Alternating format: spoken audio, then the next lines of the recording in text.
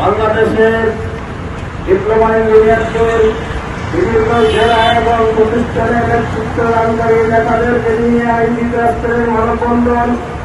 এই মানববন্ধনের উদ্দেশ্য হচ্ছে বাংলাদেশ কারিগরি ছাত্র আন্দোলনের ৬ দফা দাবির প্রতি সমর্থন। আমাদের এই মানববন্ধনের উদ্দেশ্য হচ্ছে আইবি কর্তৃক বর্গ ৩ দফা দাবি প্রস্তাব করা হয়েছে। এই ৩ দফার প্রতি প্রত্যাখ্যান করে আজকের এই আয়োজনের পক্ষ থেকে আমরা বাংলাদেশ কারিগরি ছাত্র আন্দোলনের সকল নেতা এবং কর্মী, বাংলাদেশের সকল ইউনিয়নের ছাত্র ছাত্রী ভাই বোনদেরকে সমর্থন জানানোর জন্য আমরা এখানে দাঁড়িয়েছি। আমরা দাঁড়িয়েছি জুলাই অভ্যুত্থানের মাধ্যমে বাংলাদেশে যে নতুন দেশ গঠিত হয়েছে, জুলাই অভ্যুত্থানের মাধ্যমে ছাত্র সমাজ যে শাহাদাত বরণ করেছে, জুলাই অভ্যুত্থানে ছাত্র সমাজ যে ত্যাগ স্বীকার করেছে, সেই ত্যাগের বিনিময়ে নতুন বাংলাদেশে নতুন কোন ফ্যাসিস্ট সৃষ্টি হতে না পারে, সেজন্যই বাংলাদেশ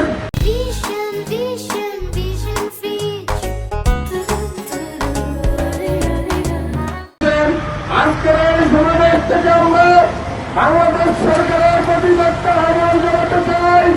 বাংলাদেশকে যদি স্থিতিশীল রাখতে চান, বাংলাদেশকে যদি ডেভেলপ করতে চান, বাংলাদেশকে যদি উন্নয়নশীল দেশে রূপান্তরিত করতে চান, কারিগরি শিক্ষাকে ডেভেলপ করা ছাড়া বিকল্প কোন উপায় নাই। কারিগরি শিক্ষার বিরুদ্ধে ষড়যন্ত্র করছেন, কারিগরি শিক্ষাকে ধ্বংস করার জন্য যারা পরিকল্পনা করছেন, তারা নিঃসন্দেহে পলাতক ফ্যাসিস্ট সরকারের দূষণ করার কিছু নয়। আমরা আজকে রাজধানীর অঞ্চল থেকে বিশ্ব মানবতার উদ্দেশ্যে বলতে চাই, বাংলাদেশ নয় শুধু বিশ্ব ব্রহ্মাণ্ডকে উন্নত থেকে আরো উন্নত করতে হলে কারিগরি শিক্ষাকে সমৃদ্ধ করতে হবে। আমরা আইবির যে ৩ দফা, সেই ৩ দফাকে প্রত্যাখ্যান করছি এবং আইবির উপর নেতৃবৃন্দের উপর যে সমস্ত ফ্যাসিস্ট সরকারের দোসররা বসে আছে, এই সমস্ত খারাপ কাজ করে যাচ্ছেন, তাদেরকে চিহ্নিত করে আইবি থেকে বের করে দেওয়ার জন্য আহ্বান জানাচ্ছি। কেন আপনারা জানেন 1978 পরে দিয়েছে সারা দেশে সকলটি প্রয়োজনের তাৎপরের পর পেট্রোলিয়াম পেমেন্ট পালন করতে গেলে তাদের প্রধানই হবে সাব অ্যাসিস্ট্যান্ট ইঞ্জিনিয়ার। তাহলে আমাদের প্রধানকেই ইঞ্জিনিয়ার শব্দজন আছে। আর আপনি এসে এখন বলছেন আমরা ইঞ্জিনিয়ার লিখতে পারবেন না, তাই আমরা কি লিখব? আমাদের সাবেক বুঝলাম দেখি আমরা বললেন না আপনাদের ইঞ্জিনিয়ার লিখবেন আর আমাদের সাবেক ইঞ্জিনিয়ার লিখতে দেবেন না, যেটা এখন 57 বছর আগে সরকারের জিওতে কনফার্ম হয়ে গেছে। আপনি আজকে বলেছেন আমরা ইঞ্জিনিয়ার করতে পারবো না, এই মহানগরের আপনার।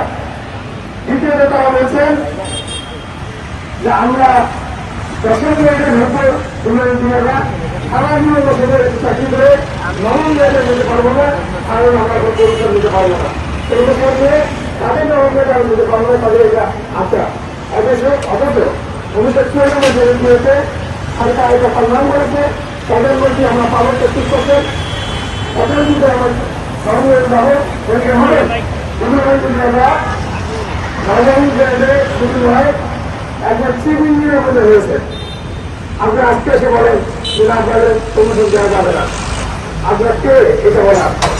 3 নম্বর হলো আপনারা বলছেন যে আপনাদের ভাইয়েরা যে বিশ্ববিদ্যালয়ে কাজ করছে তাদের চাকরি নাই, অথচ তারা কি করবেন? তারা গঠন করে চাকরি দিতে পারে। কেন নয়? আপনার মুখে একজন ইঞ্জিনিয়ার আমাদের করতে পারছেন 33 আপনারা টেকনিক্যাল চাকরি করে দেব, আপনি গঠন হয়ে গেছে টেকনিক্যাল চাকরি করে দেব, আপনার লজ্জা নেই? আপনারা এই ইউনিভার্সিটি এসে চাকরি করতে পারাটা আপনার লজ্জা লাগে না? সুতরাং আপনাদের 3 দফায় আমরা ঘুরে হয়ে ভোটা পাবো। তাদের 3 দফা নেগেটিভ দৃষ্টিভঙ্গি তারা প্রতিদিন করে কথা বলেনি। আমরা জানি ইঞ্জিনিয়ারিং কর্মক্ষেত্রে যারা আমরা কাজ করি আমরা সবাই ঘরে যাই।